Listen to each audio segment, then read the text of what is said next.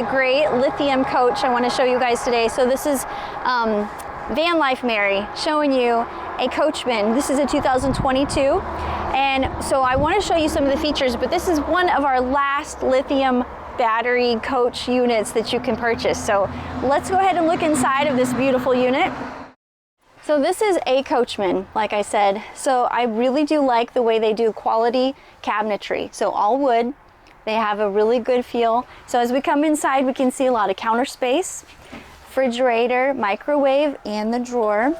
And as it's getting colder, we are really gonna appreciate the warmth that this unit will have. So you've got heat, you've got AC, which you don't really need right now, but just look at all the cabinetry space all the way around here.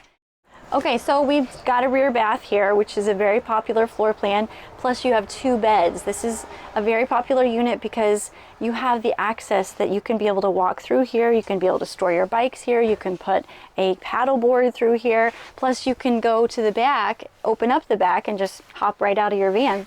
So let's look inside this bathroom. Here I am. This is the rear bath, okay? It gives you a lot more space than most bathrooms. In front of me is the sink. You can pull this sink out. Then you have a shower head that you can pull out. You've got a medicine cabinet up here.